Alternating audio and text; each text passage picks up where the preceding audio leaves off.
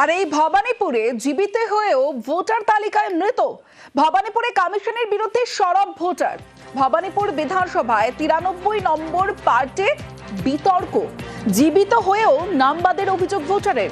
তালিকায় আবার মৃতকে জীবিত দেখানোর অভিযোগ। কমিশনের বিরুদ্ধে গাফিলতির অভিযোগ ভোটারদের। আপনার কে মারা গেছে? শাশুড়ি। কি নাম? যুগ্ন বাসপুর। তার নাম তো ভোটার লিস্টে রয়েছে। আমি তো ওনার ডেথ সার্টিফিকেট জমা দিয়ে দিয়েছি, ওনার আধার কার্ডও দিয়েছি, ওনার ভোটার কার্ডও দিয়েছি, সব কিছু জেরক্স দিয়ে বলেছি এটা ক্যান্সেল করে দাও, উনি মারা গেছে। তারপর তো লিস্টে দেখা যাচ্ছে নাম রয়েছে। তা আমার কি ভুল এখানে? हाँ हमको बुलाया था। हाँ फिर भी तो आपका नाम नहीं है। कैसे कटा, मेरा बाबा माँ मर गया, उसी के लिए समस्या हुआ था। तो मेरा तो सब कुछ दे दिए थे, आधार कार्ड दिए थे और सब पुराना कागज दिए थे। तो क्यों काट दिया मेरा नाम? बोला सब ठीक है। कौन बोला? बीएलओ? हाँ হিয়ারিং এর পর এই লিস্ট পেলাম। সেখানে দেখছি আমার যেমন এইখানে 93 পার্ট রয়েছে। দীপালি বর্মন 2 নম্বর গোপালনগর রোডে থাকেন। ওনার নামটা কেন বাদ হলো আমরা জানি না। শি ইজ অ্যালাইভ, উনি বেঁচে আছেন। এই পার্টে 2জন বয়স্ক মানুষ মারা গেছে এই এসআইআর প্রসেস চলাকালীন। দ্যাট টাইম আমাদের বিএলও 2 যারা রাস্তায় কাজ করেছেন তারা আমাদের, যিনি এই পার্টের দায়িত্বে বিএলও রয়েছে, তাকে ইনফর্ম করেছেন। এই নতুন যে লিস্ট বেরিয়েছে তাতেও দেখছি মৃত ব্যক্তির নাম এসে গেছে।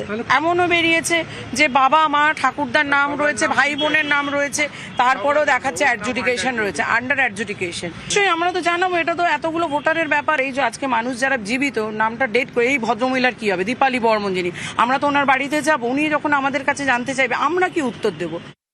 বিজেপিকে কটাক্ষ তৃণমূলের। ইঙ্গিতপূর্ণ মন্তব্য করেছেন বিজেপির রাজ্য সভাপতি। যে মেঘ যত বেশি গর্জায় সেই মেঘ তত বেশি বর্ষায় না। শুভেন্দু অধিকারী যে হুঙ্কার দিয়েছিল 1,20,00,000 রোহিঙ্গা, আমরা প্রথম দিন থেকে বলেছিলাম একটা মিথ্যে প্রচার। আজ অব্দি একজন রোহিঙ্গাও পাওয়া যায়নি।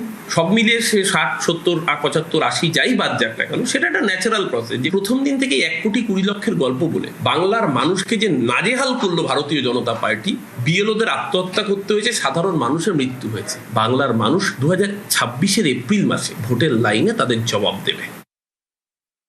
যা খুশি ওরা বলে বলুক, ওদের কথায় কি এসে যায়? প্রক্রিয়া তো এখনো শেষ হয়নি, অনেক দূর পর্যন্ত যাবে। No SIR no vote. আমাদের যে ফর্ম 7 বাজেয়াপ্ত করা হয়েছে, আগুন লাগানো হয়েছে, বেআইনি ভাবে পুলিশ তুলে নিয়ে গেছে, সেই সমস্ত নিতে হবে, শুনানি করতে হবে। এবার দেখাবো একটা ছবি। বালিগঞ্জ ব্যতিক্রম। কেন এই কথা বলা হচ্ছে? কারণ বালিগঞ্জে উল্টো ছবি। বালিগঞ্জ বিধানসভায় বাড়লো ভোটার। যেখানে গ্রাফিক্স দেখাবো আপনাদের, গ্রাফিক্যালি দেখাবো পরিসংখ্যানটা, যেখানে বালিগঞ্জে ভোটার ছিল 1,90,704 জন এবং ভোটার বেড়ে হয়েছে 4 জন এবং বালিগঞ্জে বাড়লো 679 জন ভোটার। বালিগঞ্জে অন্য ছবি, কারণ বালিগঞ্জে ভোটার বাড়লো, যেখানে 1,90,025 জন ভোটার ছিল বালিগঞ্জে, আর সেখানে ভোটার বেড়ে হলো 1,90,704 জন। ড্রাফটের নাম ছিল, তাও এসেছিলেন কেন আপনি দেখতে? হচ্ছে সমস্ত খবর কাগজ এবং টিভি নিউজ দেখে আতঙ্কিত হয়ে উঠেছি। হ্যাঁ, আশঙ্কাও জেগেছে মনের মধ্যে। আপনার নাম আছে লিস্টে? হ্যাঁ, আমার নাম আছে।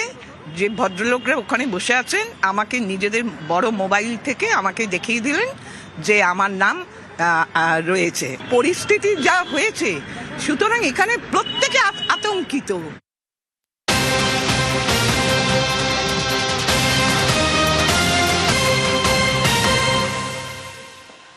আমডাঙ্গার বিধায়ক, এসআইআরে বিধায়কের নাম বিচারাধীন। কেন এই কথা বলছি দেখুন।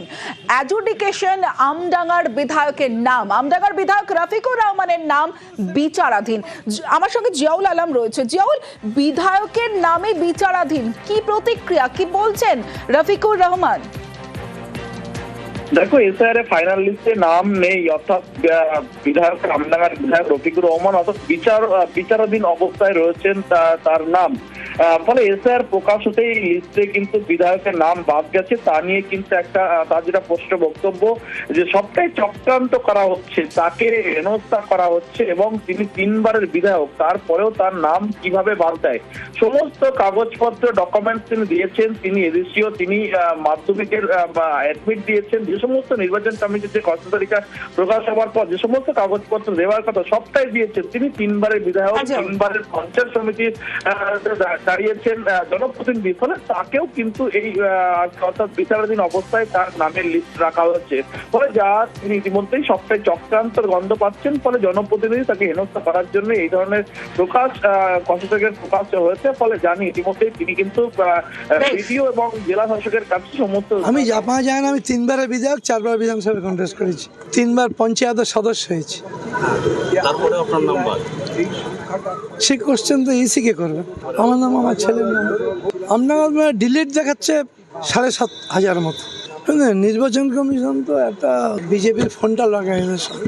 শুনুন, যে 7,500 ডিলিট হয়েছে সেই 7,500 এগেনস্টে 7 × 7 49,000 ভোট এডিশন হবে। তার আত্মীয় স্বজন রাগে, যা যদি কেউ বিরোধী দল করে থাকে, রাগে ভোট দেবে তৃণমূল। বিএলওরা এই বিচারাধীন কেন এই কথা বলছি, কারণ এসআইআর এর পর ভোটার তালিকায় রীতিমতো ক্ষোভ। অ্যাডজুডিকেশনে খোদ বিএলওদের নাম, বসিরহাটে একাধিক ব্লকে ক্ষুব্ধ বিএলওরা, কমিশনের বিরুদ্ধে সরব বিএলওরা।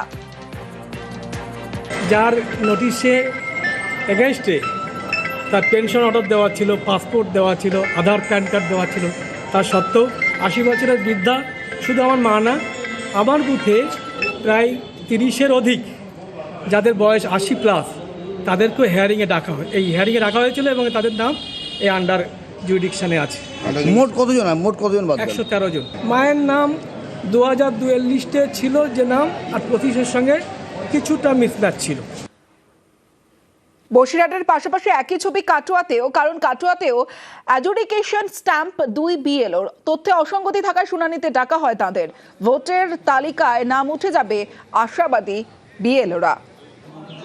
বাদ যায়নি, অ্যাকচুয়ালি আমার একটা কোর্টের আন্ডারে আছে। আমি টোটাল 350 এরকম হিয়ারিং করেছিলাম, তার মধ্যে আমার 294 এখন কোর্টের আন্ডারে আছে, 28 জন ডিলিট গেছে, আর বাকিরা লিস্ট আছে।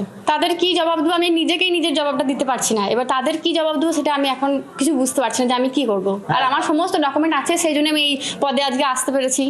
তার সত্ত্বেও আমার নামটা এখন কোর্টের আন্ডারে। বসিরহাট কাটোয়ার পর রামপুরহাটেও অ্যাডজুডিকেশন তালিকায় বিএলও, বকটুই গ্রামে বিএলও রাজ্জাক আলী বিচারাধীন। 150 পার্টে আমার নামটা আন্ডার জুডিশিয়াল এখন আছে। কেন, কারণ কি? আমি তো হিয়ারিংয়ে এসেছিলাম, হিয়ারিংয়ে ডকুমেন্ট সাবমিট করেছি, আমার মাধ্যমিকের সার্টিফিকেট থেকে আরম্ভ করে আমি পাসপোর্ট থেকে আরম্ভ করে সব কিছু দিয়েছি। হিয়ারিংয়ে তো আমার তো কোনো ডাকার কোনো কারণ আমি লজিক দেখতে পাইনি। লজিকে আমি না, নামের টাইমের আমার কোনো বানান কিছু ভুল নেই। আপনি কি ওই পার্টিরই বিএলও ছিলেন? না, আমি অন্য পার্টির, আমি 151 পার্টি, পুরো পার্টি। আমি প্রশাসনের সঙ্গে কথা বলবো।